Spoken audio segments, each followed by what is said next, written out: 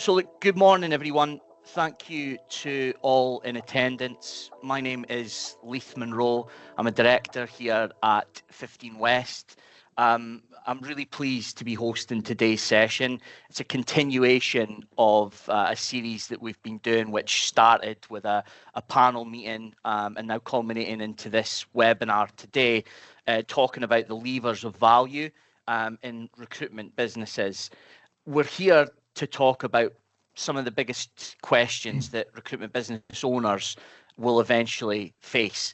How do I grow, maximise the value of the firm? And when the time comes, how do I exit on my own terms? And what do some of these options look like? I'm delighted to be joined by Matt Fox. Matt is a recruitment veteran. He is most recently in his new role started working with recruitment leaders in an advisor capacity and helping them understand how to scale profitability, structure their business for value, and navigate investment and potential exit opportunities. Rather than me run through his CV, I'll let the man himself do an introduction, but I hope I've introduced you so far so good there, Matt. I know it's pretty good, Lee. Thank you. Good. Hopefully, this was all being recorded because I can use that.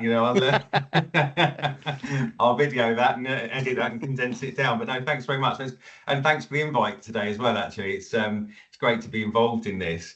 But yeah, I mean, look, just by way of an introduction, I think 25 years in the industry now, I successfully sold and exited my recruitment business last year. But just to give you a very sort of a very brief sort of potted history of kind of sort of how I got to this point in a way.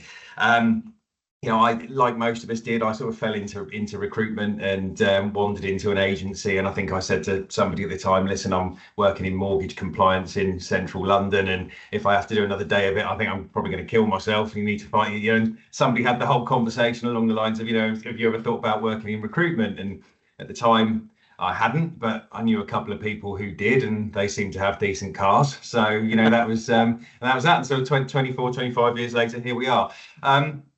Did the whole corporate thing for quite some years, opening offices for a commercial recruitment business. Did quite well at that, troubleshooting. Sort of built business around accountancy and finance, recruitment, commercial, office support, sales, marketing. A bit of industrial for a while for my sins as well. Technical more recently. So I kind of had experience that has touched most sectors of the industry. And look. Like in many businesses, the corporate that I'd worked for had gone through a refinance and an exit. I'd worked for two of the most inspirational people I think I've ever come across in my career. They exited the business. They were replaced by somebody who, shall we say, politely perhaps didn't share their values. And I think you're either aligned to somebody's way of doing things or you're not. And it became a business where people weren't valued or motivated or stretched. There was little aspiration. It was transforming into a sort of pile 'em high, flog 'em cheap model, which works, of course, for some businesses, but that's not where I fitted really. Yeah. So gave me the shove I needed to launch Dynamite, which I did. And over a period of 13 and a half years, grew that, scaled it. It was completely self-financed, so there weren't investors or PE backing. That was a conscious decision that I made not to go near that. And over a period of time, we did some pretty cool stuff with the business. It became, I think one of the most award-winning recruitment businesses on the South Coast. Well over 1,000 five-star online reviews. It was profitable. We grew year on year. I got to a point, pre-COVID where, look, my life had changed quite a lot. Personally, things had changed. I'd remarried. I'd started to build up a property portfolio. I had a couple of younger daughters. My sons had grown up by this point. It felt like the right time. So I built towards a sale process in advance, just prior to COVID. Went all the way through that. got to a point where, you know, I'd got to heads of terms, went up to London, signed that with a potential buyer, and then 4 days later, Boris went on the news and said, right, we're calling a national lockdown. Wow. Bang, gone, yeah. up in smoke. And I struggled with that, if I'm honest. Yeah, got to a point where, you know, sort of pre-COVID, made a whole, sort of post-COVID rather, made a whole bunch of changes to the business, slightly different model, came back 4.5 years later, having developed my second tier of management, got the business into a really sale-ready position, went back to the market and did it. But certainly had to kind of sort of, you know, ride a few waves, that's for sure. Fantastic. I'm conscious that you wanted a bit of an overview there, Leith. Yeah, so no, I hope listen, that's not too much detail, but I appreciate it. It was detailed. People can get an understanding. So, look, in your new role that you're in now as an advisor, you know, imagine you're sitting down with, you know, businesses that are in your kind of portfolio or you're advising with. What is typically, when you sit down with them, the first question you'll ask about kind of what their growth or exit ambitions are? Well, actually, do you know what? Before we even get to that point, there's a story that I need to understand. Every business has got a story behind it. Yeah. And you know, and for me, that's one of the most important. That's one of the most important aspects, especially when you're dealing with an owner-managed business. Yeah, and that's where, you know, my business now kind of started. You know, I promised my wife I was going to have 2 years off. That ended up being 3 weeks. But you know, first thing I'll whenever I sit down with an owner is I'll ask them about their life story, their drivers, because you've got to understand actually what makes that person tick, what it is that they want out of the business, why they do what they do, you know, and actually, if you understand that, it has such a massive effect on people's decision-making processes, on their, you know, on their drivers, on how hard they will negotiate for certain aspects of their deal or whatever it is they're trying to achieve. I was sat down with I did a new client sign-up session yesterday, actually, and I think probably about 2.5 hours of that was just understanding her story. And my God, I don't know how she's got through some of the stuff that she had to deal with, which really, for me was really kind of profound, really, because it completely shapes sort of what the direction of travel in our business. And I think just to kind of come in on that, I think the why and understanding what they do, you know, the job is hard enough as it is, but you really need to kind of get a clear idea of who that person is and what this business means to them as well. Like, I was going to ask, like, from your perspective, what are the most common blind spots founders tend to have when they think about kind of, you know, this is how much my business is worth, or creating value creation? That's an interesting question, actually. I think, bearing in mind that the bulk of my clients now are SME recruitment businesses, so you know, they're kind of up to the sort of 25-30 headcount. I would say actually probably one of the biggest blind spots is around the perception of value of their business, and actually what it's likely to be worth. So especially in recruitment businesses that are majority perm only or exclusively perm only, that's always a discussion point, particularly, as I say, in perm businesses.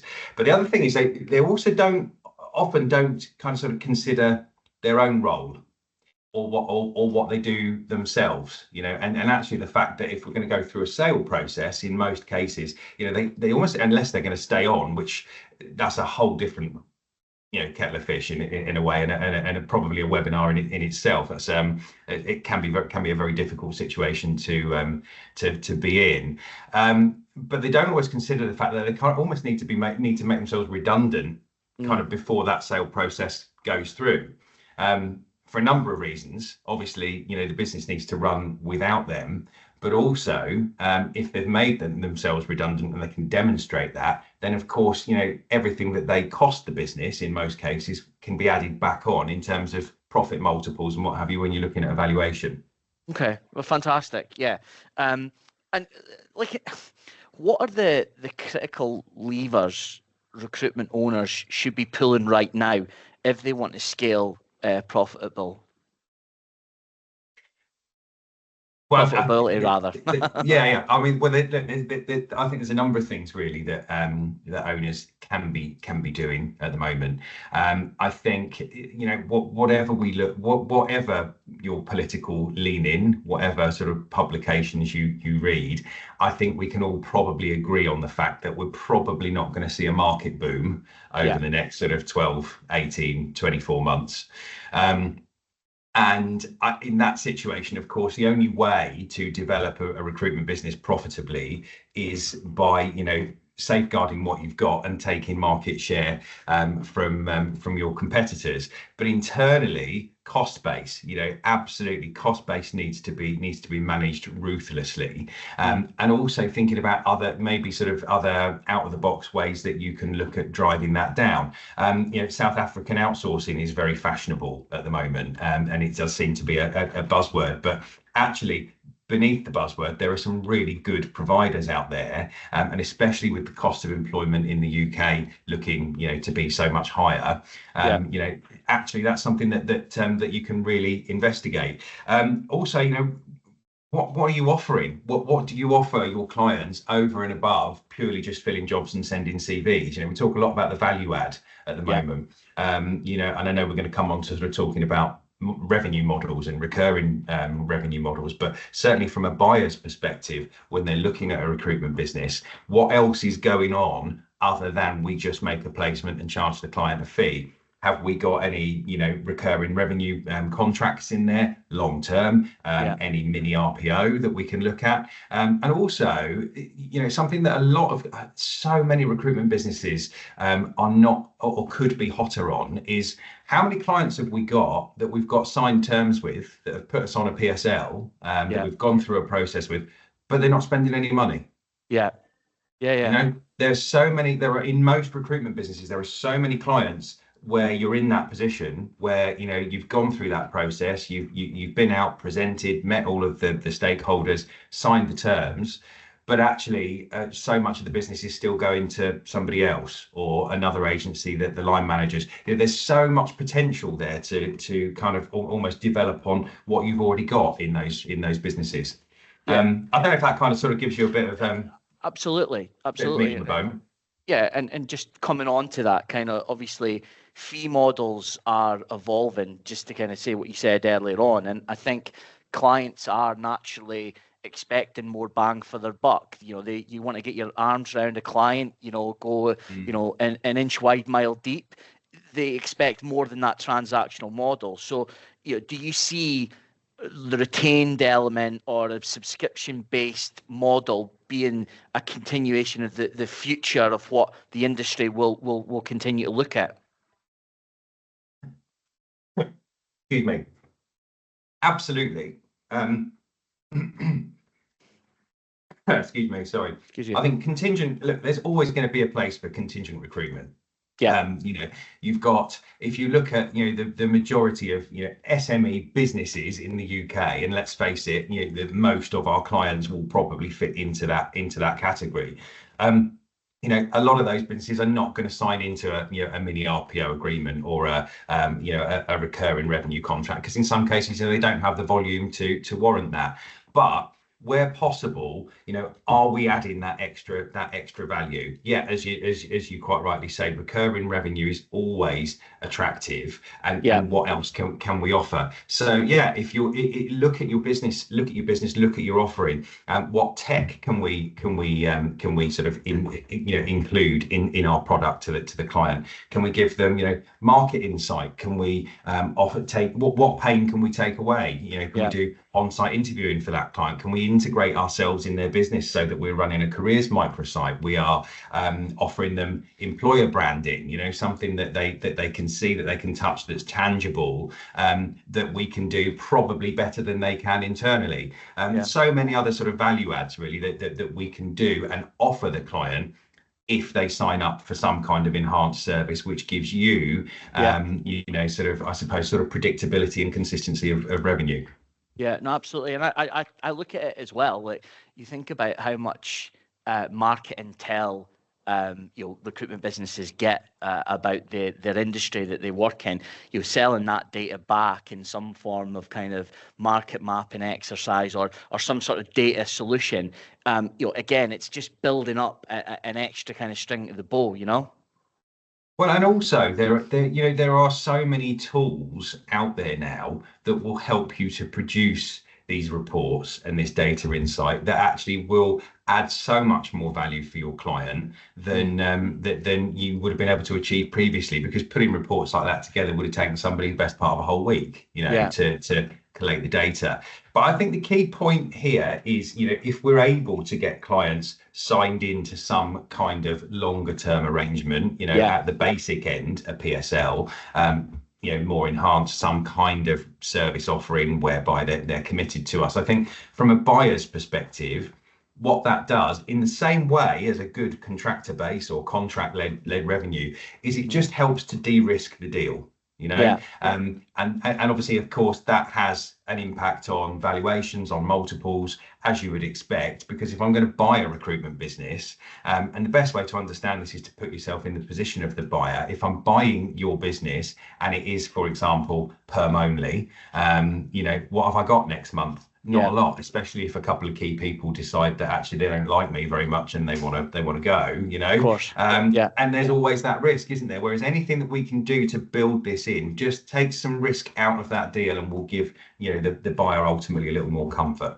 Yeah, and that brings me on to one of my next questions about how important is a founder's kind of succession planning when it comes to driving that buyer confidence. Incredibly important. I think when I look at the deal that I did with my business, you've got to put yourself in the position of the buyer. They want to know that their investment is secure, and there's a number of reasons why this is really important. If you look at your business and look at who you've got that you can elevate, then actually it's so much easier for you to achieve that goal of making yourself redundant in a way, because of course you're able to say to the buyer, as I did, look, last few years I've spent sort of 6-7 weeks abroad in the summer, and look, I take my hands away from the tower and nothing falls over. I don't need to be here. And that's great, because it means that ultimately, your buyer has then got somebody that they can work with, that can come through, drive, develop that business. They don't have to go to the expense of replacing you, which means that you can add your costs back on when you come to look at the valuation. But for an absolute kind of sort of sweet spot there, you've got to look at how you're tying those people in as well, because have you looked at some kind of a model whereby maybe you've given away a little bit of equity in return for a signature on a shareholders agreement? And of course the restrictions and the tie-ins can be a bit more onerous than they would be in an employment contract. I'm not saying for a minute that should be done in any way sort of under the table. Be very open about it. Look, we're giving you this, you're going to benefit from dividends, from equity in the business. There are some commitments that we're going to require from you also, but you're then able to go to your buyer and say, listen, look, the second tier of management in the business is secure. They've got a tie in, they understand that they've got a 12-month or an 18-month non-compete. They're happy with that, and that puts the buyer in such a position of confidence. Because they can, again, it's just something else that de-risks the deal. And then, the other thing to think about as well is, share option schemes. This is pretty standard in many businesses. It's amazing how many haven't actually considered this. So just another way of boosting your tenure and your team loyalty, which all falls into your succession plan really, and ultimately what you're going to do with those people and what the future leadership looks like. Perfect. No, fantastic insight there. I'm going to talk about an elephant in the room here, and it's actually the dreaded word AI and automation. Do you see that impact in any valuations? We're talking about over the next few years that it's really going to start getting aggressive from an AI perspective. But I wonder, it's kind of twofold question here. I wonder how much importance buyers now compared to in the future will place on having a kind of tech, data, AI infrastructure against, for example, pure financial performance. Well, yeah, that's a really interesting question, and you know what? It's starting to touch every element of what we Yeah. do, isn't it? As Yeah. recruiters, you know, it's in every conversation, every networking event you go to. Somebody's talking about, you know, AI or tools, or now, and I think, do you know what? I think, of course, it's the way the world's going. More importantly than that, it presents a massive opportunity. So you've got a lot of all of the sort of the naysayers who are all in denial, and you know, we're not going to embrace this, and you know, and Yeah. and actually that's not for us. Look, I think what it will do is it will enable good recruiters to be better. Yeah. Where there's a problem with this is where you've got some companies, and certainly some that I've come across actually, where, you know, the attitude is, well, we don't want to recruit any staff, we just want to do it all with AI. Yeah. Which is a lovely concept, isn't it? But actually there's not a single AI tool that will go out and win a client for you, fill a No. vacancy and bill them. Yeah. So that doesn't get off the ground. What it does is it will enable really good recruiters who use it, who embrace it, to be better, to add that extra value for their client, to give that extra insight, to look at the what we might call the sort of the you know, the sort of, I use the term sort of donkey processes, the donkey work, but you know what I mean by that. Yeah, you I know, get that. Get that stuff done. So, but in sort of direct answer to your question, you know, in terms of, is it going to affect valuations? Look, it's a question that buyers will ask, and they will ask, you know, tell me about the tech stack. How does your business run? What's under the bonnet? You know, and of course that's a really important part of due diligence. However, at the moment, but unless you are buying a tech R&D business, nobody's going to come along and attach value to a business that's not making any profit, but it has got a decent tech stack. It's not going to happen, you know, because valuations are done at the moment, you know, and who knows, things may change, but certainly now valuations are done generally speaking in multiples of your EBIT. Yeah. So when we're talking about building your business towards an exit, what we need to focus on is EBIT. How do we drive that forward? How do we make your business more profitable? Now, just to be very clear, I am not saying do not invest in tech, don't spend money on it, because it's essential. It's an essential part of your business. What I am saying is spend as much money on tech as you like, as you are able to do, but you need to be very careful that it is investment that's going to drive ROI, and it's not a vanity project. That's the most important thing. So the sky's not falling down yet. AI is not going to take our jobs, and they're not going to take our businesses, no? Do you know what? I was talking to someone who runs a recruitment business in Manchester a few weeks ago, and we were talking about AI, and you know, a lot of the sort of concepts. Oh, you know, it's going to take our jobs. We're all going to be living in a mud hut by Tuesday, you know, and all of this hysteria. We love a bit of hysteria. It was the same when they brought agency workers regulations in, wasn't it? That's going to be the end of the industry.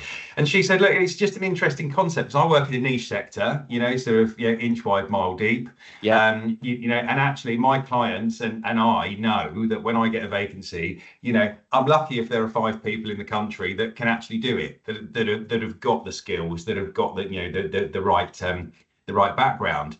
Thing is, we've now got ChatGPT telling that client that there's 100 people that have got the right skill set, because they're plugging into ChatGPT and saying, make my CV look suitable for this role. So actually the result of that is they need me even more than they ever did, because I've got to find out who's telling the truth. And I thought that was quite an interesting dynamic, really, you know. Absolutely. And just view, to jump on that as well, like I remember getting into the industry when LinkedIn had started, and LinkedIn was apparently going to destroy the recruitment industry. I've always been of a mindset with AI, for the time being, for the next 10, 20 plus years, it's a brilliant additive for some of the kind of more menial tasks. Whether it evolves beyond that, like, I'm not a futurist, but I do think that at this moment in time, it's good to hear that from the perspective. Yes, it's great to have the tech stack, but ultimately it's profitability that's the only thing that matters. Ultimately, let's be honest. Well, it is, but it will evolve past that, because everything does, doesn't it? You know, and if we look at how recruitment was when I started out in the industry. I had a Rondex and some client cards on the desk, and we had one computer in the office that was the admin who was sat at the front. And if you wanted emails, she had to print them and put them on your desk. And I'm showing my age a bit there, but look, I mean, I think we can all agree things have evolved.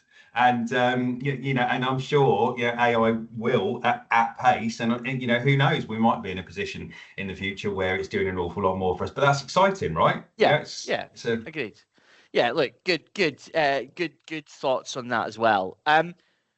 When it might be a kind of simple question here, but when is the right time to start thinking about kind of an exit, or kind of what type of event a recruitment business owner wants to go down, and how do you decide which route is best?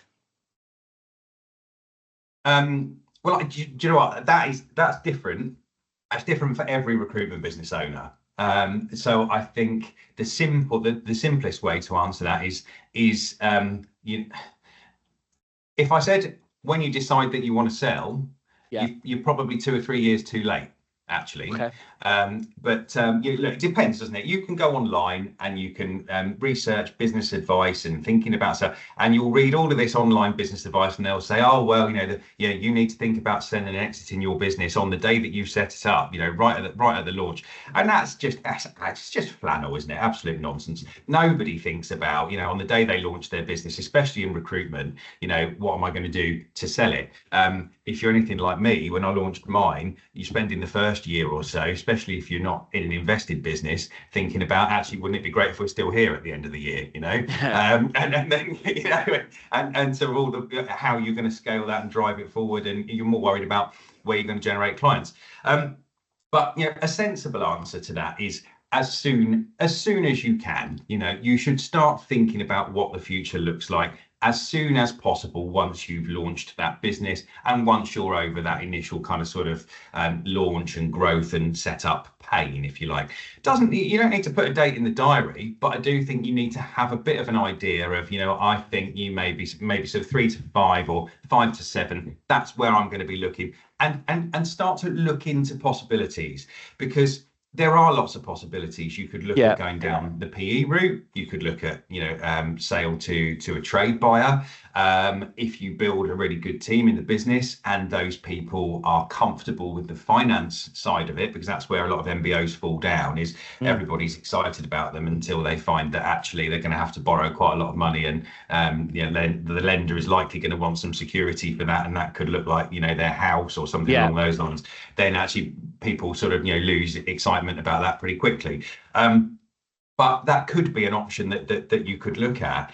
But the reason I say you should think about it as soon as possible, really, is because there are a lot of things that you will do in your business in terms of how you structure it that actually will make a difference in 2, 3, 4 years' time when you come to sell it, such as how you structure whether your revenue base is largely perm, because when we launch a business, that's always a focus. It's low hanging fruit. It gives us revenue, quickly for the here and now. That's sexy. We always want to do that. Actually, if we're building a business for a longer term, result and an ultimate sale, then actually we need to get the balance right. We need to really drive the contract business, the recurring revenue, those sides of things.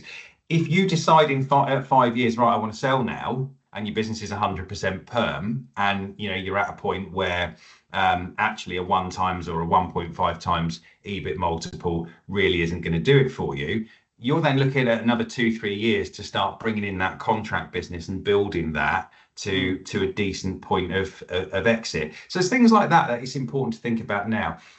It's always worth taking some advice sooner rather than later as well, because having been through that process, selling a recruitment business is insane. That whole the learning curve is like that. There are so many things that you just wouldn't have thought about in the day-to-day runnings of your business, that actually, if you get a little bit of advice early on, you can navigate things like, your main clients you've got PSL contracts with. Maybe you might have signed their terms. A lot of people wouldn't have thought about the fact that there's possibly a change of control clause in that contract, which means that actually, if you sell your business, that client has got the right to terminate the agreement.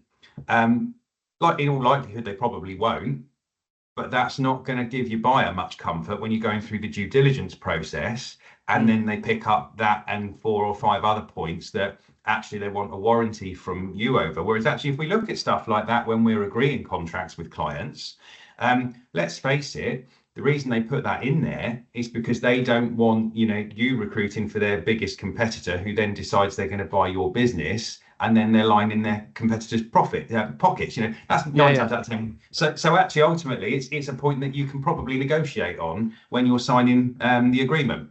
So there's all sorts of things like that that can kind of sort of throw a curveball at the last minute, that unless you have a little bit of consideration for and a bit of planning on, then it's just, these things can just oil the wheels. So as early as possible, Leith, in answer to the question.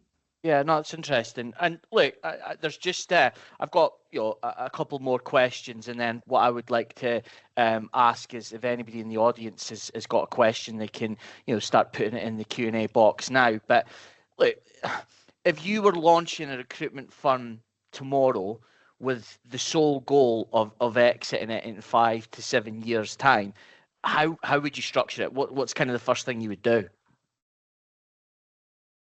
Do you know what? That would be really exciting a second time round, but I don't know if I've got enough puff, to be fair. Actually, in some ways that excites me. In other ways, I think, my God, I'll chuck myself out the window. But okay, right. So how would I go about doing that? Well, there's always debate, isn't there, about, well, should I be niche? Should I be generalist? Everybody will say, oh, niche, that's the way to go. It's going to push your multiples forward. Well, my business had an element of that, but also I've made quite a lot of money over the years through generalist recruitment businesses as well. So I'm not necessarily, I don't really fall one side of the fence or the other on that. But if I was going to go again, I'd have a core UK team, with some probably experienced seniors. I'd have an element of South African outsourcing at the moment, because that seems, if you get it right, that seems to be a very viable option at the moment. Let's call it what it is. We'd have no trainee recruitment consultants working from home, because that's ludicrous. And I think that the minute that we kind of sort of come down and be quite resolute about that, the better for everybody. Work from home is fine, great, lovely, if you're somebody that's past probation, you're achieving what you need to achieve, and you're where you need to be. You can't learn culture, you can't learn the industry, and you can't learn how we operate unless you're in the office. I'd have a very clear progression map for people in terms of how they can develop. I'd be very clear from day one that the purpose of the business was as a vehicle to grow, to sell, and to flip almost. And I'd have everybody invested in that vision, so they know exactly what they've got to do in order to benefit from that. Share schemes from day one, and I'd focus on a really good tech stack that would provide return on investment. Some AI tools in there. That would provide all of that client deliverability. But I think if you're starting again with a blank canvas, you've got an opportunity to really make sure that value add piece is central to your offering, so that you get it right from the word go. Fantastic. And just to jump in on one of the things you said about trainees and working from home, like working from home is great, flexibility is great, but like I think we've spoke about this before, your first 2 years at least in the industry, you need to be a sponge, and I think the only way you can do that is by being office based and working with your kind of your next in line, your hiring manager, etc., and understand what works for them, but then utilizing it for your own style as well. This job, you need to be eating, sleep, and breathing it. Not always, but look, it does help. So yeah, I know that might not be a new school mentality, but I absolutely agree on that one as well. But I think, do you know what, Leith? I think just on that, I think, in the new school mentality, I think it's very important that we look at evolution, and we look at evolving our working practices and what we offer. But I also do think that post-COVID, we ended up with a situation in a lot of recruitment businesses where the tail was wagging the dog. And And actually, and I think there were so many of us that were almost frightened to say, well, actually, no, that doesn't really work for us, because actually we didn't want to lose people. We didn't want, anyone to be sort of going elsewhere, and everybody else is offering letting everybody work from home, or from the top of a mountain, or or sat on the back of an elephant with a laptop, or whatever it was that people were doing. Whereas actually, I think that we need to make sure that what we offer works for our people, but most importantly, it's got to work for the business. And the success rates for bringing in new rookies into recruitment businesses, we all know this, they're not massively high. So why would we want to make that even more difficult than it already is to get people to actually kind of sort of embed within the culture and understand what's going on? So I just think, I think things like that are fine if you communicate why you're doing it and get people on board with it. Yeah, no, fantastic. I absolutely agree. And my final question, you've kind of touched upon this in earlier conversations, but if there's one action that every recruitment business owner should take in the next 6 months to protect or enhance their value, what would it be? Well, I've touched on this before, as you said, and actually, I think look, none of us know what's coming down the track. So market, I think, is probably going to just bump along, isn't it, for the next sort of year or two. Get your teams out there, get them out there, seeing your clients, loving your clients, because my genuine view is, if you're not out there huddling your clients, making sure that we are squeezing every last bit of revenue that we can out of every client account that we've got, somebody else will be. And if you lose a client through not doing enough of that, that's your fault. And I think that is one of the single most important things, if you've got an established business, that you must be doing. If you haven't got an established business and you're still very, very much in the growth or the launch phase, then from my perspective, if there's one thing you've got to get right, it's your lead gen processes, possibly with some AI tech involved in that, possibly with some AI outreach, providing it's humanized, obviously, and your leads generation process and the execution and follow-up of that in your business has got to be an absolute religion. And if you can get that right, because you've got to take market share from everybody else, basically, those are the things that I would be focusing on. Great. Fantastic. Thank you so much for that insight, Matt. Much appreciated. There's a couple of questions that we've got in the chat here. I'll just put it to you, Matt. Regarding the South African outsourcing piece, this is something that this current business owner is evaluating. Is there any kind of advice you could flesh out here? Are there any kind of particular outsourcing companies in South Africa you may be aware of? And also, do you have much insight into the total outsourcing versus employment of record? Well, I think it's about 3 questions all in one there, wasn't there? So let's break that down. Sorry, the first part of that, I think, was, am I aware of any particular providers over there that I would work with? Yes, is the short answer to that. And if whoever that person is would like to pick up a conversation afterwards, then just connect them, whiz out my details and connect them up, and certainly have a chat with them about that. I think the other part of that question was it back office or full sales provision on an outsourced basis? Yeah. Do you have much insight into total outsourcing versus employment of record? Well, employment of record, no. Being direct, that's not something that I know an awful lot about. But in terms of outsourcing the whole process, the whole sort of recruitment process, yes, I am aware of a couple of providers that are able to do that.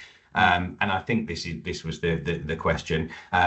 There is the option and certainly the possibility to either pick or choose and outsource purely just your the back office, the resourcing or the resourcing. But also I'm aware of a couple of providers who will offer the full 360 also, with recruitment consultants who are experienced, trained, developed to broadly the same level and standard that we would work to in the UK. You'll always talk to some people that have got, you know, negative stories, but actually I think if you're very careful about the provider that you choose and you really do your due diligence in terms of how they work, you know, with their internal teams, what their training looks like, then I think that's I think that can be a real positive. The only other thing I would say on that, Leith, sorry, I'm conscious of time, is that actually, you know, if you're going to work with an outsourcer like that, wherever they are, South Africa, Australia, whatever, I think where people do sometimes go wrong is they take the attitude, same as anything they outsource with marketing or accounts, oh great, well we've done that, they'll just get on with it. There's still a human there.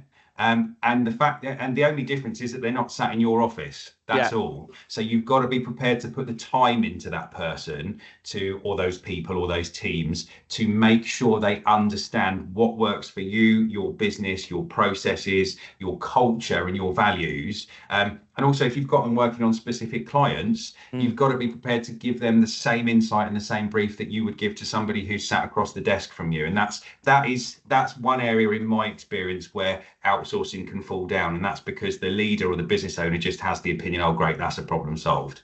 Yeah. It's not. You've got to invest in it.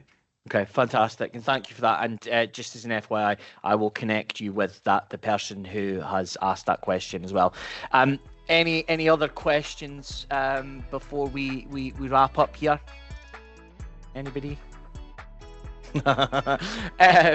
Okay, Matt, how can people find you? I mean, I obviously I know everybody's on LinkedIn. Is that the best way to contact you? Yeah, I'm on LinkedIn. If there is anybody that's interested in picking up a conversation about anything that we've discussed, always happy to do that. Always happy to chat. Yeah, I say I'm on LinkedIn. Just pop me a DM or a connection and go from there. Fantastic. Well, look, genuinely, thank you so much for your time today. Hugely insightful from my side, and I hope the audience feel the same as well. Thank you again. Thanks very much indeed. Bye.